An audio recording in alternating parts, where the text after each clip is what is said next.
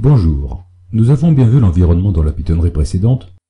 Voyons maintenant ce qui va se passer quand on appuie sur OK et que l'on est dans le mode recherche.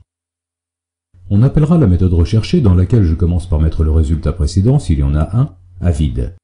Derrière, je regarde d'une part s'il y a quelque chose dans la zone titre, et d'autre part la position dans le tableau des genres de ce qui a été choisi. Si rien n'a été choisi, ce sera -1. Donc, si j'ai un titre ou un genre, la somme de la longueur du titre et de la position du genre vaut au moins 0 si le tout premier genre a été choisi. Si un titre a été entré, ce qui n'est pas obligatoire, je vais commencer par récupérer la liste des mots-clés grâce à la fonction que nous avons vue dans la pitonnerie 24. Comme je vous l'avais expliqué, je vais retourner les identifiants des films et compter combien de mots saisis se retrouvent dans leur propre titre en interrogeant la table des mots-clés. Et là, je vais faire quelque chose qui est très important. En fait, je ne vais pas, dans la construction de ma requête, mettre les valeurs des mots-clés, mais des points d'interrogation auxquels je substituerai les valeurs ensuite. Je construis une liste avec autant de points d'interrogation que j'ai de mots-clés, et j'en fais une liste séparée par des virgules grâce à la méthode join que nous avons déjà vue par le passé. Derrière, je dis que je groupe par film, que je trie par nombre de mots-clés trouvés décroissants, la deuxième colonne retournée par ma requête, et que je limite à 51 les films ramenés. Je reviendrai plus tard sur la limitation. Supposons que notre utilisateur a entré la chevauchée fantastique. J'ai comme liste de mots-clés chevauchée et fantastique, et j'obtiens cette requête avec 2 points d'interrogation. À l'exécution, chacun des mots-clés sera substitué à un point d'interrogation. Puisque je suis en train de construire ma requête dynamiquement, pourquoi s'embêter avec des paramètres? Une raison est la performance, et c'est très sensible avec un produit comme Oracle par exemple. Avec des paramètres, il y a une réutilisation des requêtes qui sont analysées une seule fois. Mais il y a une autre raison très importante, et je vais faire une parenthèse sur l'injection SQL. Supposons que vous ayez une fenêtre de connexion sur un site web ou dans une application, peu importe, où l'on demande votre email et un mot de passe, et que derrière, on vérifie dans une base de données que les deux correspondent bien. Si la requête est construite par simple concaténation sans précaution particulière, on ouvre grand la porte au hacker. Supposons que l'on entre toto@titi.com or 1 égale 1 et n'importe quoi comme mot de passe. Quand on va ajouter ces valeurs dans la requête, il va se passer quelque chose. Un double tiret, c'est l'équivalent SQL de dièse en Python, le début d'un commentaire jusqu'à la fin de la ligne. Vous voyez ici la requête sur plusieurs lignes, mais dans le programme en général ce n'en sera qu'une, et donc ma requête va se transformer en quelque chose de beaucoup plus court, avec une condition 1 égale 1, qui est toujours vrai. Quand on a un OR, quelque chose de faux, OR quelque chose de vrai, est toujours vrai. Et donc, la requête va retourner toutes les lignes de la table, c'est comme s'il n'y avait pas de closeware du tout. Si derrière dans ce programme on va juste chercher la première ligne en se disant cela retourne toujours une ligne ou 0, on ne va se rendre compte de rien, et identifier le hacker comme étant l'utilisateur correspondant à la première ligne retournée de la table. Et il rentre dans l'application. Avec des paramètres, cela ne fonctionnerait pas parce que l'email serait comparé à la valeur réellement entrée. Dans le cas de l'application que nous sommes en train d'écrire, ce danger n'existe pas parce que quand je transforme ce que l'utilisateur a saisi en liste de mots-clés, j'ai déjà enlevé les apostrophes en particulier. Néanmoins, l'argument performance demeure, et je pense qu'il est intéressant de vous sensibiliser à ce genre de problème. Revenons à notre méthode recherchée, et après avoir écrit le morceau de requête qui ramène les identifiants des films qui contiennent au moins un des mots-clés recherchés, écrivons la requête qui retourne les véritables informations à afficher, trouvées dans la table des films, en la joignant aux identifiants ramenés par l'autre requête. Si rien n'a été entré dans la zone titre, il n'y a qu'une seule possibilité, c'est qu'un genre a été sélectionné. Je mets ma liste des mots du titre à rien du tout, et j'ai une requête qui ne porte que sur la table des films, puisque je n'ai pas de mots-clés. Maintenant, rien n'interdit de sélectionner un genre et de donner un titre. Je vérifie donc avec la méthode getSelection si un genre de film a été choisi, et je contrôle d'abord que ce n'est pas le dernier. Dans ce cas, je rajoute comme critère de recherche la valeur correspondante de la liste genre. Ici, cela ne pose pas de problème pour 2 raisons. D'une part, ce n'est pas une valeur directement entrée par l'utilisateur que je rajoute à ma requête, et d'autre part, je n'ai pas des tonnes de genres, et je ne peux pas avoir une variabilité aussi grande qu'avec les titres. Donc pour les performances, je ne veux pas entrer dans des détails sordides, mais c'est beaucoup moins gênant. Si le genre sélectionné est le dernier, j'utilise une condition isNull. Je trie de nouveau par score, c'est-à-dire nombre de mots-clés trouvés dans le titre, décroissant, et également par la 4e colonne, c'est-à-dire le titre, pour les films qui ont le même score. Si aucun titre n'a été donné comme critère mais uniquement un genre, le score sera toujours 0 et les films seront triés par titre. Et derrière, je limite à 51.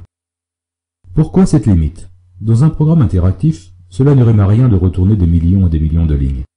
L'utilisateur n'inspectera jamais tout, et tout ce que je risque d'arriver à faire, c'est de remplir la mémoire de ma machine avec les données. J'ai donc choisi, arbitrairement, de ne retourner que 50 lignes. Pourquoi est-ce que je limite alors à 51 et pas à 50? C'est simple, si par extraordinaire ma requête retourne 50 films exactement, pas de problème. Mais s'il y en a plus, je veux le savoir pour pouvoir prévenir l'utilisateur que ce n'est pas la totalité des résultats. S'il y a 51 films ou plus, j'irai en chercher 51, je n'afficherai que les 50 premiers et je dirai il y en a d'autres, mais j'ai limité le résultat. Pourquoi ai-je aussi limité à 51 dans la requête sur les mots-clés? Pour des raisons de performance. S'il y a 300 films, ce n'est pas la peine que je fasse 300 jointures pour ensuite laisser tomber 249 lignes. J'essaie de couper au plus court. Derrière, je crée un curseur comme dans la Pythonnerie 25, et j'exécute en passant la liste des arguments. S'il n'y a qu'une condition sur le genre, il n'y aura pas de point d'interrogation dans la requête et une liste vide sera passée. La différence par rapport aux autres requêtes de la Pythonnerie 25, les créations de tables et les insertions, c'est qu'un select en général ramène des données. Je veux commencer par numéroter la ligne courante en commençant par 0. Je vais ensuite récupérer mes films en bouclant sur le curseur, exactement comme je bouclerais sur une liste. Si c'est le premier film que je retrouve, alors je sauve son score qui est la première colonne ramenée. Sinon, je compare le score du film à celui du premier. S'il est inférieur, cela veut dire que je retrouve moins de mots dans le titre qu'il n'y en avait dans le précédent. J'interromps la boucle par une commande dont je n'ai pas encore parlé, break. Cela me fait immédiatement sortir de la boucle for et passer à l'instruction suivante. Si je suis à ce moment-là toujours dans la boucle et si j'ai retrouvé moins de 50 films, j'ajoute le film au résultat. Vous remarquerez que j'ai mis film crochet de point crochet. J'en ai parlé avec les listes, je sais que c'est loin, je copie les valeurs une à une. Pourquoi? Eh bien, je ne sais pas trop comment cela se passe dans le curseur. Est-ce qu'il a ramené plein de lignes d'un coup? Est-ce qu'il ne va pas à un moment aller chercher d'autres films qui vont prendre la place des anciens? Il y a en fait des attributs du curseur pour régler cela, mais je préfère recopier les valeurs pour pouvoir tranquillement fermer mon curseur sans me poser de questions. Enfin, dernière chose dans la boucle, j'augmente ligne de 1. À la sortie de la boucle, si j'en suis toujours à la ligne 0, c'est facile, je n'ai rien trouvé. J'utilise setStatusText pour afficher un message qui le dit à l'utilisateur dans la barre de statut, et je mets ici un commentaire mode recherche pour documenter qu'en fait, je reste dans le mode recherche. Sinon, j'appelle une méthode que nous allons voir tout de suite, afficher, à laquelle je passe la position de l'élément de la liste résultat à afficher, et un texte vide. Il me faudra afficher à l'écran le contenu de la première ligne de résultat. Ensuite, si j'ai effectivement ramené 51 lignes, je mets un message pour prévenir que c'est un résultat partiel. Sinon, si j'ai trouvé plus d'un film, j'indique combien j'en ai. Si je n'ai qu'un film, je ne dis rien et j'efface ce qui pourrait rester dans la barre de statut. Ensuite, je m'occupe de l'aspect visuel et je quitte le mode recherche pour basculer dans le mode affichage. Enfin, je ferme le curseur. Voilà, c'était un gros morceau. Et l'affichage maintenant. Cela consiste essentiellement à transférer les données correspondantes à un film depuis le tableau résultat dans les éléments graphiques de la fenêtre.